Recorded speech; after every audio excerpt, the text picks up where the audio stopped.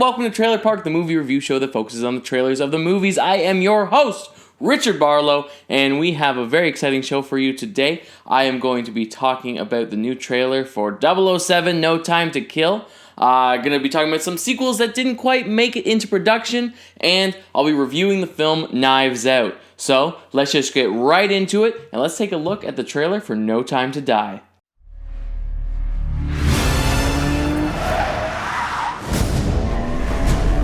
Why would I betray you? We all have our secrets. We just didn't get to yours yet.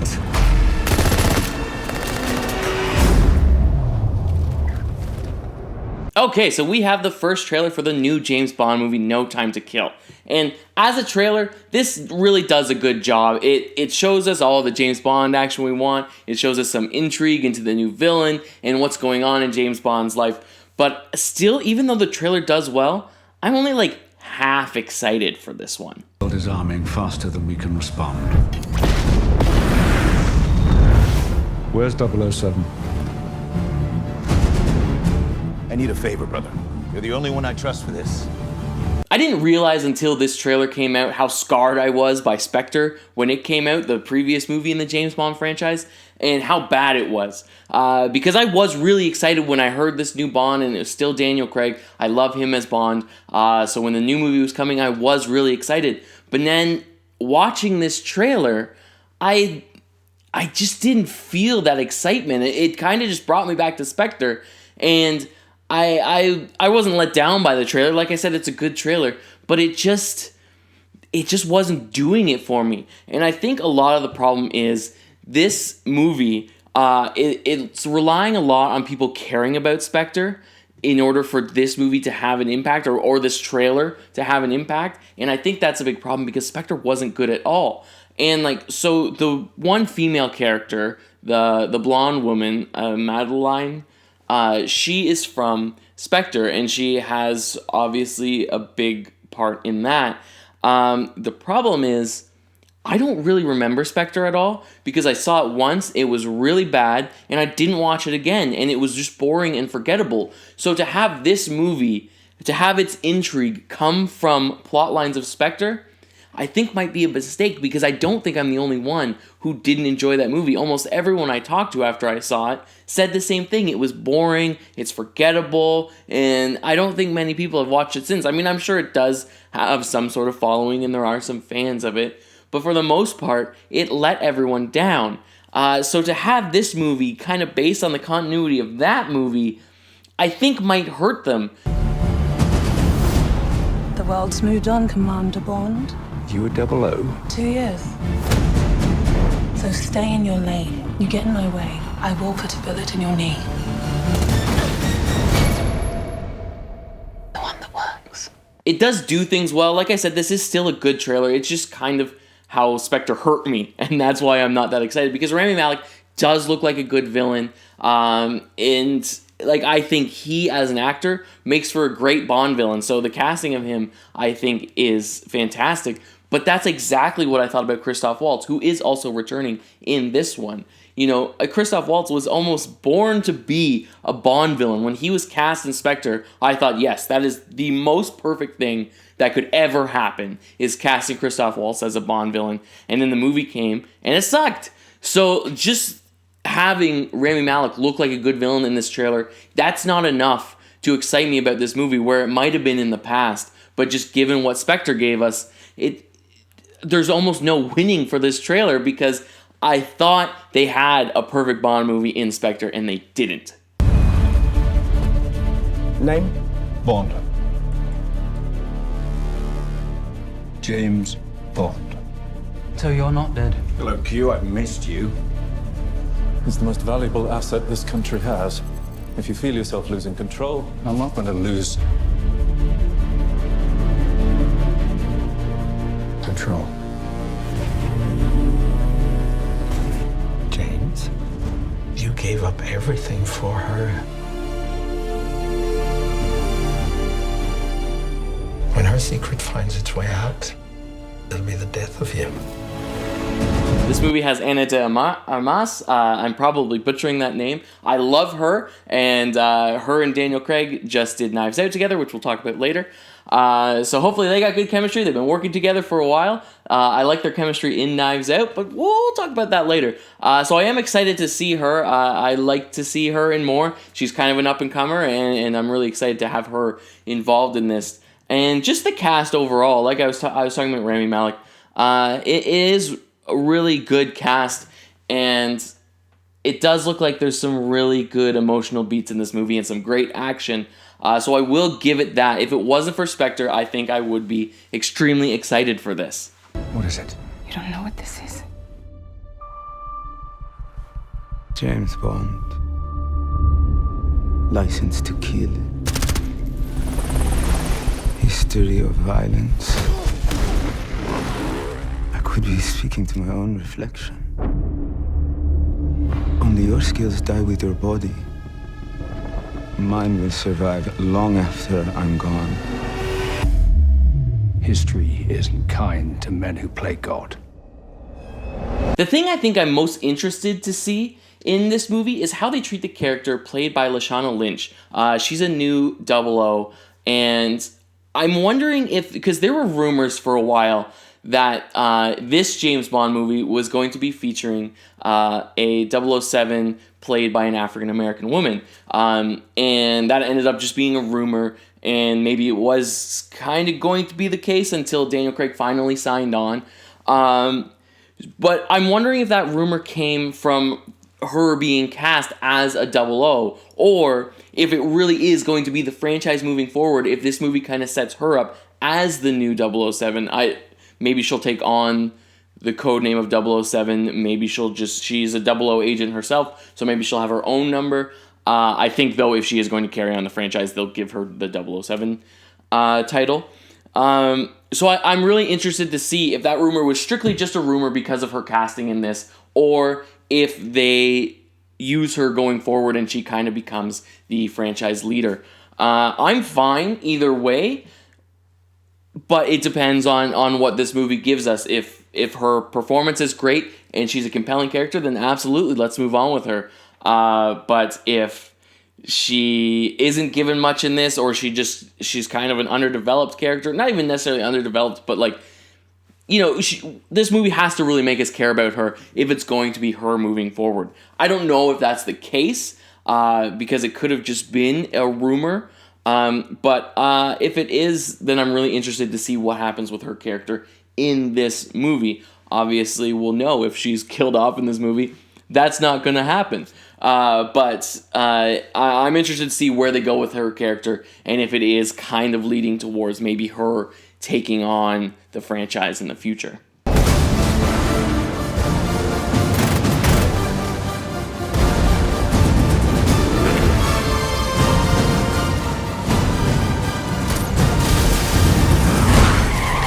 Yeah, so overall, I've said it many times in this review, it's not that I'm not excited for this movie, because this trailer does look good.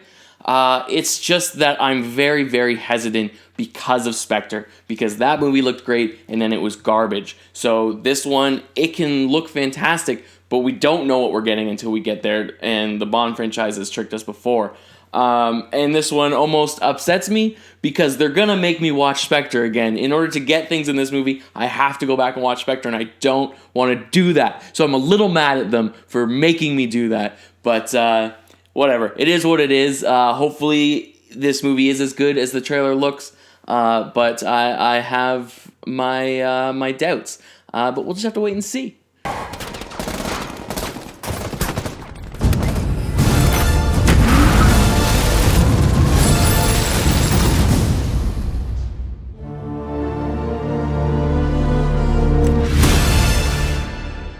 Okay, don't go anywhere. When we come back, we're going to be looking at some sequels that didn't quite make it into production.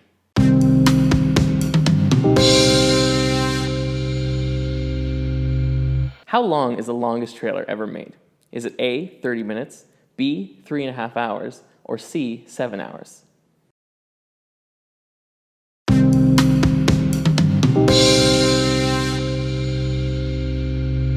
How long is the longest trailer ever made? Is it A, 30 minutes, B, 3.5 hours, or C, 7 hours? The answer is C, 7 hours.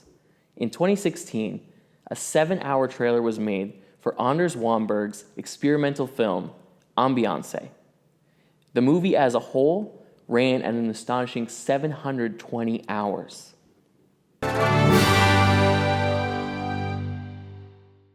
Sequels. Love them or hate them, they don't seem to be going anywhere and they just pop up everywhere. But, depending on how the first movie did, sometimes they do get canceled, and there are some that recently have gotten the axe. To take a closer look at this, we have to go before the trailer.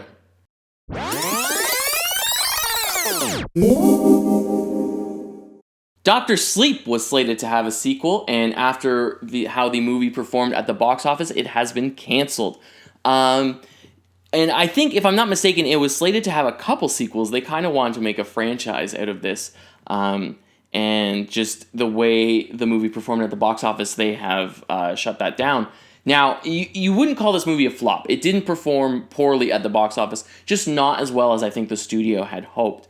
And I'm okay with this not having a sequel. That movie, when I watched it, it wasn't one where I thought, like, ooh, we should keep going with this or anything like that. It was a really good sequel to The Shining, but I think we can keep it there. The universe does kind of lend itself to have a few more sequels, so I think it could have been done, if it was done properly, it could have been done really well and been really enjoyable.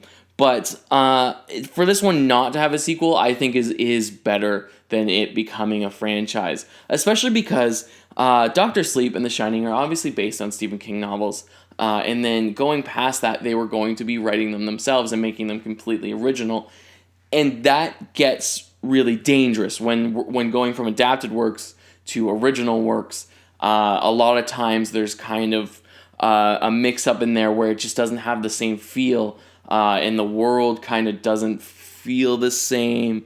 So it could be really dangerous. I mean, look at what happened with Game of Thrones. It was a great show, and then when the final season came and they didn't have books to go off of anymore and started doing their own thing, they lost a lot of fans and upset a lot of people, which I think might have been the risk that they were going to take with making some sequels to Dr. Sleep. So I think we're better off without that sequel. So yeah, out of the ones on this list, this is one where I'm not going to argue that we should have the sequel. I do very much think we're better off without it. Terminator Dark Fate was supposed to have a couple more movies, and of course it was, because the Terminator just won't die, just like in the movie. It just keeps coming and keeps coming. So the fact that a sequel was canceled after the performance of Terminator Dark Fate, I kind of take that news with a grain of salt, because I'm sure another one is going to pop up at some point. They seem to never want to let go of this franchise when they should have a long time ago. I didn't see Terminator Dark Fate, so I can't really speak on how it was. I actually really avoided seeing that movie because I just don't care anymore about those movies. So I think it is definitely a good thing that maybe they're finally like, okay, we're done. We tried. We brought James Cameron back, and even that didn't work, so let's just give up. So I do hope that they kind of stick to this and that the movies are just done. Now, when I say that, I wouldn't be surprised if we get a reboot one day, but sequels in the same universe are for now done. But we're going to see another Terminator movie. I guarantee it. Whether it's a reboot, whether someone else writes a sequel and the studio decides, okay, let's go for this one. So news that after Terminator Dark Fate, the sequel to that has been canceled. That's good news. The bad news is we're going to get one. Guarantee it. And hopefully it's good. But track record proves it's probably not going to be. The sequel to World War Z has finally been canned, and this is the one that hurts me the most, but also the one that makes a lot of sense. The first World War Z movie had tons of production issues, and it almost didn't make it out. And when it did, I loved it. And that's surprising because most movies that have a lot of production issues, they come out and they're not good. You see those production issues in the finished film, but World War Z wasn't that. It was a really enjoyable film. So I was really excited for the sequel. I've been waiting. They announced it. They wanted to do it immediately after. Again, they ran into so many production issues. that things were just slowing down. They at one point had David Fincher directing it, and David Fincher directing a zombie movie, that would be remarkable. I love so many of his movies. Him and Brad Pitt work great together. So I was beyond excited for this movie. But alas, it has finally been shut down. Just too many production issues yet again. But this one does not seem like it's going to be revived. It has been officially canceled, before. It's been delayed and it's been, put off, put aside. Now it's been canceled. Canceled isn't an absolute finished thing. They can always bring it up. They can dig it back out and start working on it again. But I just think this movie, this franchise just seems to be cursed and seems to be too much of a headache for the studio. So I don't think we're going to be seeing this one, and that hurts me because I really, truly was so excited for this movie. Stick around. When we come back, I'll be letting you know my thoughts on Knives Out.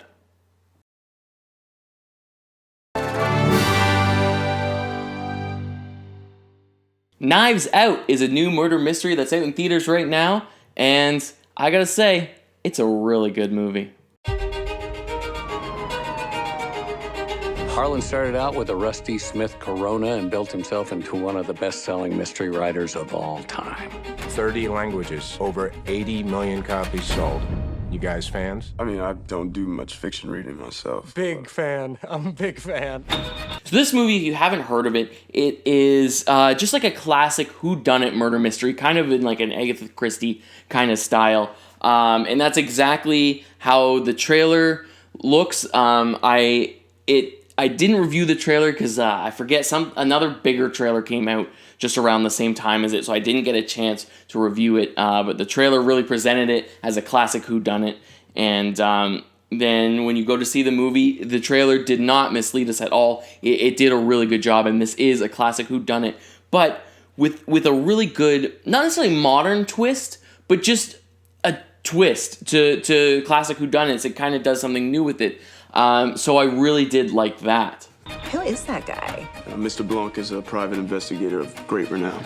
I read a tweet about a New Yorker article about you. You're famous.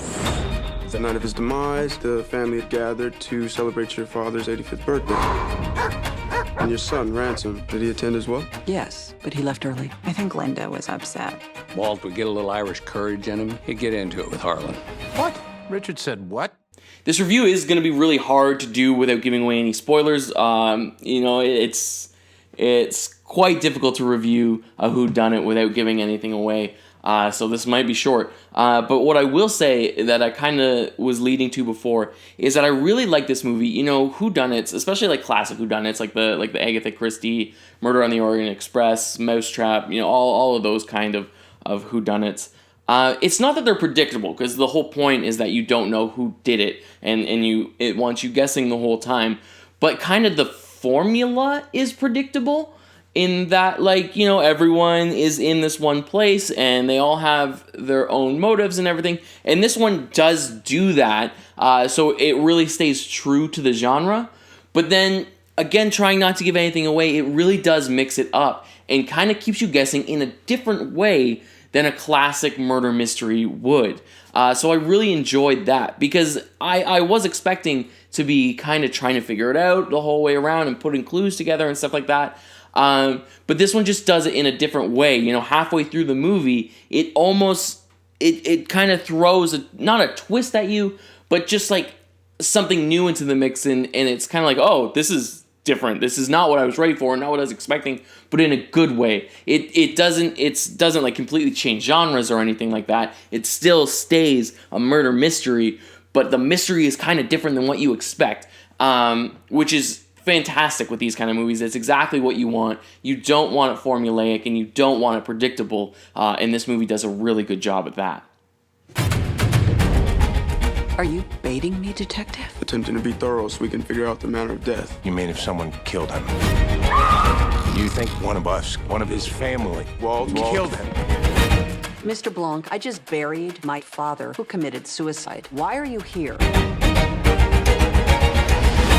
I suspect foul play. I have eliminated no suspects. the cast in this movie is absolutely fantastic. It's an ensemble cast. It's got Jamie Lee Curtis, Daniel Craig, Ana de Armas, again, I probably butchered her name, Chris Evans, Toni Collette, other people that aren't coming to mind, Don Johnson, and just a whole huge cast of people that, like, I can't even rattle off the names because there's so many of them. And everyone is cast perfectly. Everyone performs beautifully. And it's just, there's no actor that takes you out of the movie. And every performance is just, like, spot on and perfect. And, like, you just get into this movie. And just the performances, this movie, I don't think, like other murder mysteries that were kind of written back in the day, they were written for the stage. And this one, I think, because it's a film, they kind of go a little bigger in spots. Like this, the mansion that's in the movie, you could probably, but it'd be really hard to put that on stage because it's just so massive. But those plays were always very much character pieces. Because that's what drives the plot, is these characters and their motives and why they did what they did. And just overall, the acting and the performances are really what drive these kind of stories. And this movie just does that perfectly. It really is a character piece with so many characters that have these little quirks and these little traits that are just wonderful to watch. So I can't even necessarily like pinpoint one actor to be like, they really shined in this, because all of them were just fantastic. Harlan was cleaning house. Everyone in the family has possible motives. Was Harlan planning on cutting off Joni? Did he plan to fire Walter? Is Richard having an affair? That's some heavy-duty conjecture. Funny, Ransom, you skipped the funeral, but you're early for the will reading. Ransom. You gotta do this more often. So overall, I don't think there's much more I can say about this movie without giving away too much, but just everything about it, the writing, the directing, the acting, all the pieces of this movie come together wonderfully and just make a really great film. So if you like murder mysteries, you're gonna love this. If you're new to murder mysteries, this is a great one to start with because, you know, it is classic, but it is new. So it is a good like introduction to the genre. You know, if you haven't seen any of the other classic murder mystery type movies, then this is a great one to start with. And just I think for everyone, this is a great movie. I don't know that I can even think of many people that wouldn't like this movie. So definitely go check this one out in theaters. It is worth a watch for sure. The family is truly desperate. When people get desperate, the knives come out. This is a twisted web. And we are not finished untangling it. Not yet. All of them lied to me. There is one guilty party behind it all. You know something. Spill it. Oh my God. Tell me what happened to my grandfather. I think you have something you want to tell me. And that is all the time we have for today. Thanks for coming by. I hope you enjoyed the show. Let me know your thoughts by emailing me or finding me on social media. You can email me at richard@trailerparkmoviereviews.com. Or if you want, you don't need to leave comments, just say hi. Or you can find me on social media on Twitter @trailerbarlow or on Facebook and Instagram @trailerparkmoviereviews. So thanks for coming by, everybody. Until next time, I'll see you in the theaters. Bye.